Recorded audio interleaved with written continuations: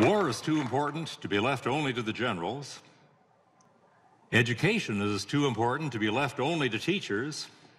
And law is too important to be left only to lawyers and judges. The Institute and the Constitution as an organization is convinced that we as a people need to know our law, and not just know what the statutes say, not even just know what the Constitution says, but know the foundational principles that underlie our Constitution and where those principles come from. The Institute on the Constitution has been organized with its headquarters in Baltimore, with Michael Peroutka as its chairman, and has done an excellent job of getting good, solid constitutional information out to our people.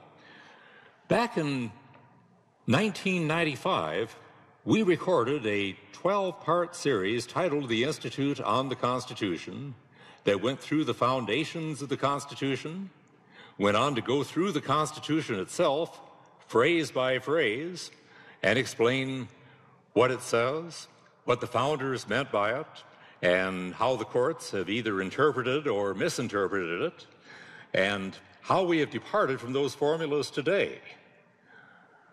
We've had quite a few people that have gone through the Institute on the Constitution, that 12-part series, and have come back to us and said, what do we do now? Where do we go from here? And that's why we are having the Advanced Institute on the Constitution. This series of 12 lectures, each approximately a half hour in length, will begin with the assumption that you know the basic information that was in the first Institute on the Constitution. This is in no way a replacement of the Institute on the Constitution. It is an advance or a supplement to it. What we'll be doing through this series is to begin with this lecture looking at legal principles as they are found in the beginning, way back in the book of Genesis, before the actual giving of the law. The second lecture will then look to ancient societies all the way from Babylon and Egypt to the Orient and to South and North America to see what kinds of principles they have in their legal systems and how they correspond to the law of God and what we might have derived from some of them. In the third lecture, we will focus on what I consider to be the cornerstone of our legal system, that being the law of the ancient Hebrews. We'll look at the Hebrew Republic and the Hebrew monarchy in the third lecture. And then in the fourth lecture, we will look at the system of law that is the best legal code ever devised, that being the Decalogue, or the Ten Commandments, and we'll see how they have influenced our courts today. In the fifth lecture, we will speak about Greek and Roman law, the classic period, its successes and its failures, and what our founding fathers may have derived from them. The sixth and seventh lectures will deal with the rise of the common law. The sixth lecture looking at its Celtic roots and its Anglo-Saxon roots. The seventh lecture dealing with the Norman phase and its development through the days of the Magna Carta, the English Bill of Rights, the works of Coke and Blackstone, and many others. Lecture 8 will focus upon the subject of natural law. What is natural law? And is it a valid concept? Should we accept it? Should we make decisions based upon it? What are the alternatives? Lecture 9 will look to the concept of states' rights and other checks upon the power of the federal government that our founding fathers envisioned and wrote into our Constitution, and why those checks are necessary today. Lecture 10 will deal with an important issue of law, the incorporation doctrine, the doctrine that the Bill of Rights is incorporated into the Due Process Clause of the 14th Amendment and thereby applies to the states. Is this a valid concept? If so, how should it be enforced? And if not, what can we do about it? Lecture 11 we'll deal with the postmodern movement and its effect on the way we look at law today, specifically this concept that we call the living Constitution, which many will suggest is a very good view of law, but which I'm going to suggest to you is dangerous and that we need an enduring Constitution instead. And in the last lecture, we'll look at the overreaching of our judicial system in America today, that which is many times called judicial tyranny, and what we can do about it. Specifically, we will look at the doctrine of interposition. When we think about law today, we ask, where did it come from? We know it's as old as civilization itself, but what is the source? Modern secular scholars would certainly not want to point to God as the source. Some will point to what they call the patriarchal theory, that is, that law has its beginning in the immediate family, with the father as the head of the family and his word being law, and then as generations progress, he becomes the grandfather and the great-grandfather, and we have the extended family and the extended tribe, and the father is replaced by a chief or a judge or an elder, and he begins to develop rules by which society is supposed to run. And so the patriarchal theory is one view of how law began. Another is what we call the commercial barter theory, that law actually begins because people need some rules by which to govern commercial exchange. In this view, when man got his start, people were essentially self-sufficient. They raised and hunted and got everything they needed that way. But gradually, we began to specialize, and somebody who concentrated on hunting would go to a farmer and trade pelts and meat for fruit and vegetables, and go to somebody else for house building and other things like this. And so we began to develop rules concerning fixed values and the like. And so law develops through commercial barter. Still another is what we call the blood feud theory. The idea that within man, there is an inherent desire for retribution, or as some would put it, for vengeance, so that if somebody injures me or kills my relative, my kinsman, it is my right and it is my duty to gain vengeance upon that person by punishing or killing him. Problem is, he's probably got some relatives that don't really agree with this and don't see it the same way I do, and so the result is a system of feuds that goes down from generation to generation, like the Hatfields and the McCoys, and so we finally decide that we have to have judges and courts taking over this system rather than leaving justice to the individual or to the kinsman. So those are several theories on which we look to the way law began, but there are some common assumptions behind these theories. First assumption is that law is the product of man, and that God himself has no part in this process. Second assumption is that man has evolved, not only physically, but intellectually as well. And so if man has evolved and law is the product of man, then law is going to evolve as man evolves, and law will begin primitive and simple and will gradually develop or evolve and become sophisticated and complex. That worldview underlies all of these theories of the origin of law.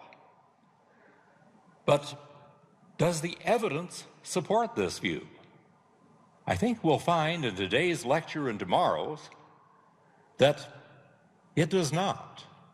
That the evidence will demonstrate that law begins in a very sophisticated and complex way, and many times degenerates thereafter.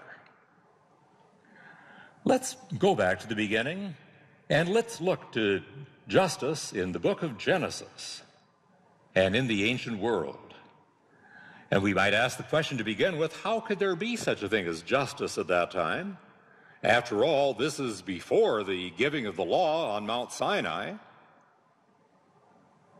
But we read in Psalm 19 that God reveals himself to man even apart from Scripture. Obviously, and we don't have in natural revelation the way of salvation through Jesus Christ, but we are told in Psalm 19, the heavens declare the glory of God, and the firmament showeth his handiwork. Day unto day uttereth speech, and night unto night showeth knowledge.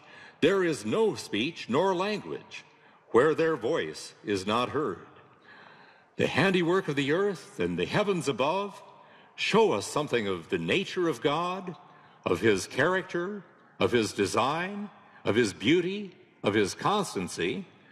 And then as we move down to verse 7, we shift from speaking about nature to speaking about the revelation of God's law.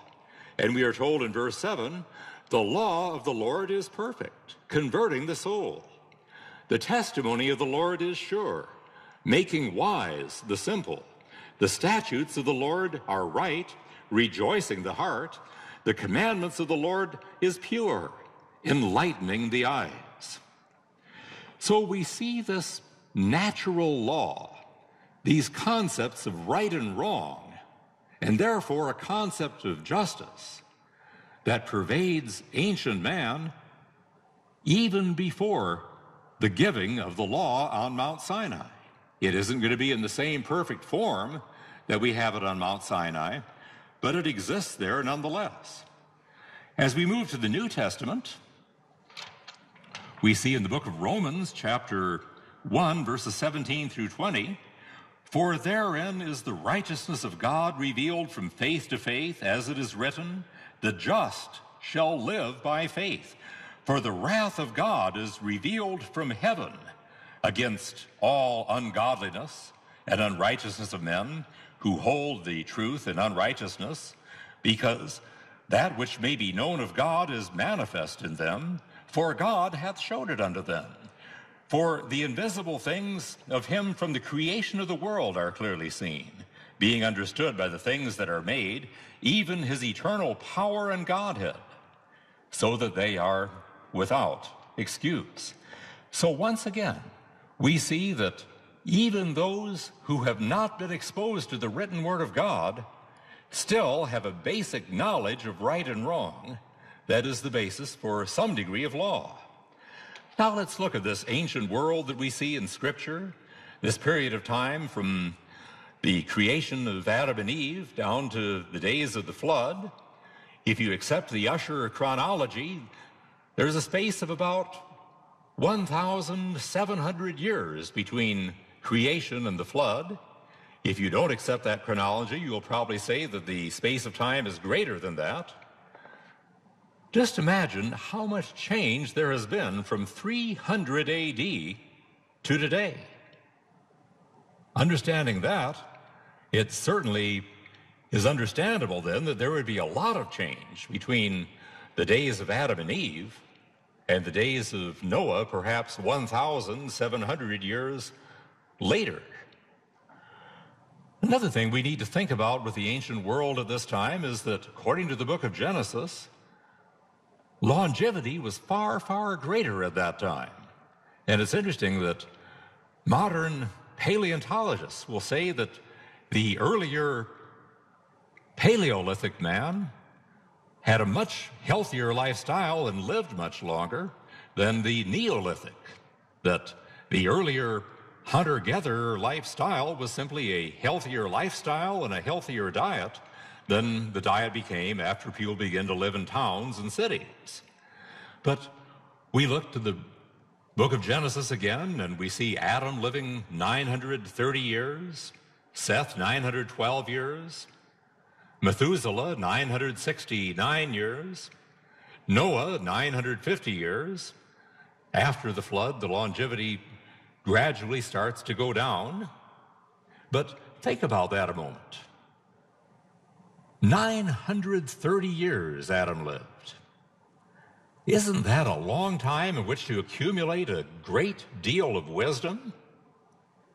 Could you imagine following a plow for 900 years? During that time, don't you think you'd probably start to think there must be a better way of doing this? Just think of the wisdom that man could have accumulated living that long. Think about going to law school or seminary for, let's say, 300 years. A lot of my law students will certainly say it seems like it right now. But the point is, there could have been much more development, much higher technology, much greater civilization in those days than we commonly think that there would have been as we look back on it today. Also, there may have been a much greater population in those days than what we would expect. We think of just Adam and Eve and just a few children there, and we don't realize how many generations there could have been during that time and how much the population could have exploded that time. This would require some kind of social organization, some kind of government, some kind of law. We read in Genesis chapter 4, as we look to verses 17 through 22, first of all, we read in verse 17 that Cain, Adam and Eve's son, built a city and named the city after his son Enoch. That's not the same Enoch as we see in the genealogy between Adam and Christ. But a city would require some kind of organization. It would require some type of government, some type of law. We don't know what, but there certainly had to be some. In verses 20 and 21, we read of two brothers, Jabal and Jubal. We're told that Jabal is the father of animal husbandry, of livestock production. We read of Jubal that he is the father of the two basic groups of musical instruments. He is the father of those who play on the harp and the organ. Now, these are the two main musical instrument groups, the harp, that is stringed instruments, the organ, that is wind instruments. So we have these at least developed at this time. They also, according to verse 22, have a half-brother by the name of Tubal-Cain, and we're told that he is an artificer or instructor in brass and iron. In other words, this wasn't the Stone Age or even the Bronze Age. At the very least, this is the Iron Age. No wonder, then, there would be concepts of civilization and concepts of law and justice that we would see even back in these days, in the days of the book of Genesis. One fascinating book on the subject is titled The Genesis of Justice by Alan Dershowitz. Dershowitz is a Harvard law professor. He was raised in a Jewish home and has a strong interest in the Old Testament. His view of law and of theology both would differ a great deal from mine in many ways, but I'm thankful that he has looked into the book of Genesis and seen some of the legal concepts, and some of the things he brings out I do agree with. Look, for example, at the killing of Abel by Cain. Now, we are told later in Genesis chapter 9, verse 6, "Whoso sheddeth man's blood, by man shall his blood be shed. For in the image of God made he man." But Cain didn't receive the death penalty for killing Abel. You all know, I suppose, what happened after Adam and Eve were expelled from the Garden of Eden. They went out and raised Cain. And we know that Abel's sacrifice, a blood sacrifice, was acceptable to God, while Cain's sacrifice, the work of his hands, was not. And we wonder, why is it that Cain didn't offer a blood sacrifice like Abel did? And the simple answer is, he was not able. But after Cain's sacrifice is rejected, we know that he killed his brother, and yet he is not executed for this crime. Why is it that God does not impose the death penalty upon Cain? We're not told specifically the reason, but there could be several. One, we might have an issue of notice. And one of the basic principles in law, of course, is that you cannot be held accountable to a law unless you have received at least some kind of notice of the law. Sometimes there's constructive as well as actual notice, but without notice, a person can't be held responsible. Sometimes we might look at this as a question of ex post facto, and we know our Constitution forbids states from making ex post facto laws.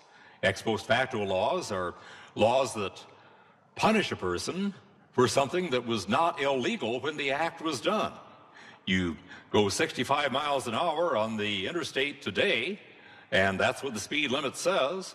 But next week, they lower the speed limit to 50, and then they prosecute you for having gone 65 way back when it was still legal. That's ex post facto. It's also ex post facto to raise the punishment for a crime. If you're, for example, charged with marijuana possession, and that's a misdemeanor, let's say, but between the time you're charged and the time you go to trial, it is made a felony. That's ex post facto to charge you. You can still be tried, but it has to be under the old misdemeanor law. Could this be an ex post facto issue here, in that the actual notice that killing was illegal came with Genesis 9:6, or even further with Exodus 20 and the Ten Commandments? Could it have been, and I've wondered this sometimes, no one had ever died at this time? We know that Cain was filled with wrath at his brother and intended to do him harm. But did Cain really understand what killing was all about? Did he really understand what it means to be dead? No one had ever died before. We don't know that. Could it be that it had not yet been enacted by a civil statute? And what was the mark of Cain? I suggest to you it was a mark placed upon Cain to tell others in that time that God has imposed his punishment on Cain, that he will be a fugitive and a vagabond upon the earth, and that therefore he is off limits for others to punish. But there are many different views and many questions about what's meant by the mark of Cain.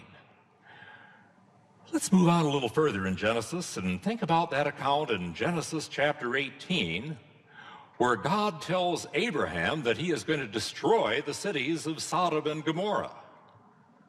And of course, Abraham is concerned about this because his nephew Lot and Lot's family are living in Sodom and Gomorrah, and he doesn't want them to be killed, and apparently they are still righteous people. And so Abraham begins to bargain with God, and yes, God, suppose there were 50 righteous people in Sodom and Gomorrah. Would you spare the city if I could find 50 righteous people there? And God says, yes, he would. How about 45, God? How about 40, 30, 20, 10? In fact, he couldn't even find that many. There was Lot and his wife and children, and that seemed to be all. The question that's being raised here in a fundamental legal concept, is it appropriate to punish the guilty knowing that some innocent might get punished as well? Sir William Blackstone, who our founding fathers admired greatly, had said that it is better that 10 guilty persons escape than that one innocent suffer. That's been a common maxim in our legal system. It is better that we let 10 murderers go free than hang an innocent man. Most of us would agree with that. But what if we were to say it's better to kill or to let 100 guilty murderers go free, or 1,000, or 10,000, or 100,000? Is there a point at which we draw the line here? And let's throw something else into the equation. Would it matter that if these guilty persons escape, these 1,000 guilty murderers escape justice, that a large portion of them are going to commit further crimes on other innocent people?